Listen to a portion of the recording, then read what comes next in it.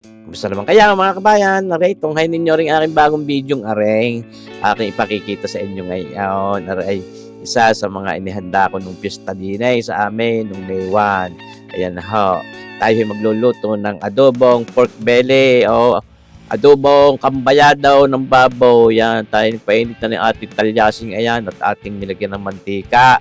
Yan ho, tayo kinakalat natin at nang sa hindi dumikate yung ating liempo o pork belly ng baboy, atin munang ipiprito yan diyan mga kabayan. Yan ho. Yan ang aking sistema ho ng pag-aadobo ng pork belly dahil mas masarap po pagkagayaan at nababawasan din yung lansa at nalabas natin yung ating natural na bangaw ng baboy, nababawasan din yung cholesterol dahil nagmamantika muna natin ng karikay. Yan ho. Mga 3 kilo hong pork belly ang aking lulutuing adobong yan mga kabayan. Basta yun ipiprito lang ho natin yan. Hindi naman para pakatustahin yan. Pero pinirito dahil talagang hindi lang yung talagang halos para pagsasatsaronin niya. Basta yan ay mapalabas natin yung karikit na mantika niyan. Mabawasan yung cholesterol. Tapos mapalabas natin yung natural na bango niyang baboy. Mabawasan yung lansa. Ay ayos na mga kabayan. Ipiprito lang ho natin. Binibilis na rin natin ang video ng kay hindi mainay mga kabayan. Yan ho. Kita nyo bagayaan. Di ba ka? Parang pwede na. Ay, adobo. Para naman pwede ng ipang ulam ng papagayan na. Dahil yan ho, himitimpla na rin karikate mga kabayan ng paminta.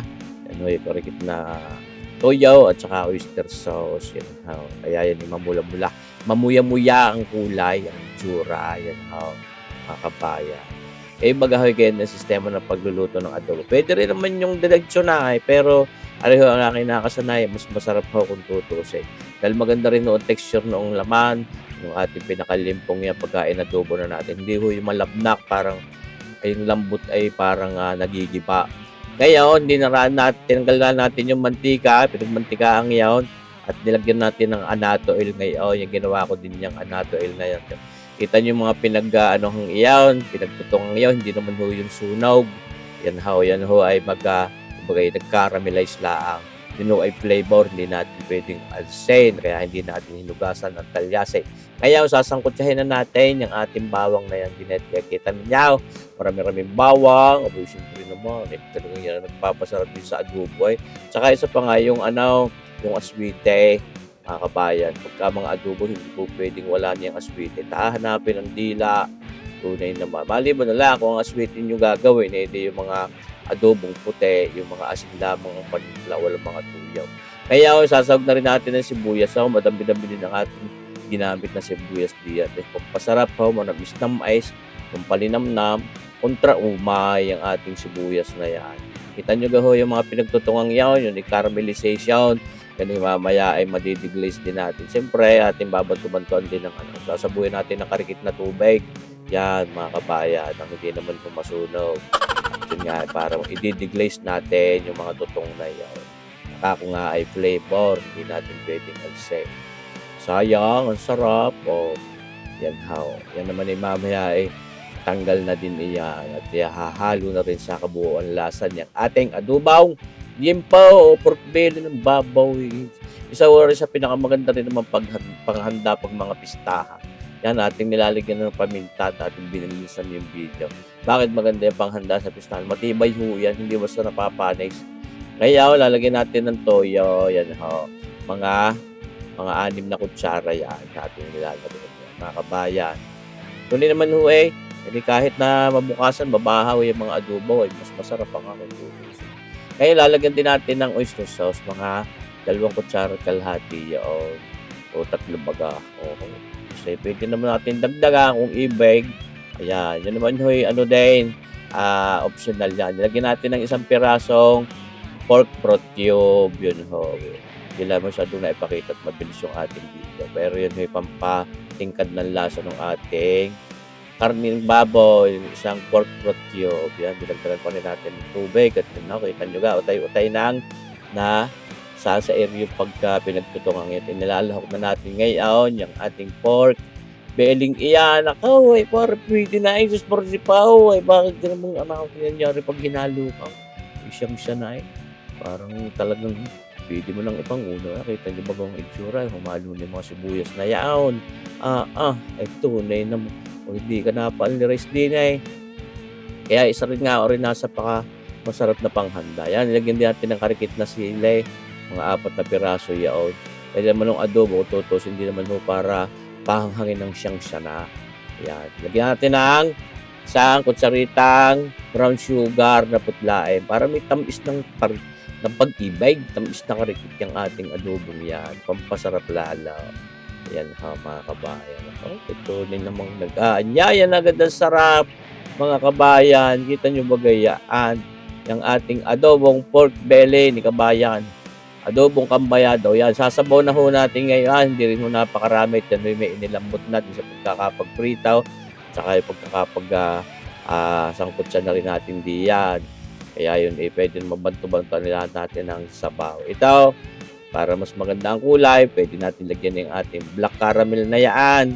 Mga 1 kutsara lahat kalahati. Yan, sanay napapanoorin. Walang lasa, walang amoy, kaya hindi makaka-apekto sa flavor. Pero, gaganda ang kulay ng ating adobo. Titingkad-tingkad. Dahil pag mga putlain ho, mga adobo, hindi ho masarap ang itsura. Hindi enticing, parang walang gana, parang hindi nakakaganang yan. Lanta kaya ating kukulubin para mapalambot natin iyan mga kabayan. Yan, kita nyo ba gayaan? Tunay namang yung flavor na yun, nanunuot na rin halos diyan sa bawat piraso niyang ating pork belly iyan. Yan, parang pwedeng-pwede na tunay na mga kabayan. Ngayon, ating lalagyan ng suka. Yan ang isang pampatibay naman diyan. Yan ang ginagamit ko ay red cane vinegar, mga 4 na kutsara yung ating inilagay diyan para talaga namang panalo yung asim. Ayaw ko din man ho ng adobo na sobrang asim at overpower ho yung kabuang flavor ng ating adobo. Basta yan, may maglasang karikit na asim ay pwede na. Yan, at yun ay pampatibay din. Yan mga kabayan. Kontra panes. Pagka ganitong tag-init, ay tunay na. Pag mga niluto nyo yung mga putsiro, mga apritada, mga mitsadaw, na may mga tomato sauce, sauce, marsipaw, delicates, mga kabayan. Tunay namang madaling mapanis, aring adobo, hindi. Sabi ko sa inyo, kaya isa sa practical na lutuin pag may mga handaan, adobong baboy, kung ano man parte ng baboy, basta adobo. Titignan natin kung talagang okay na ang lambot at nang sa gayon panalo na yan. Ikukulubin pa ng karikit na oras at parang halos nagmamantika na rin kayaan sa napapanood. Tutuusin maganda rin naman pag may karikit na sabaw yan. Parang binantoong kahuyan ng karikit pang sabaw, mga kalahating tasa. Hindi ko na lang naipakita sa inyo.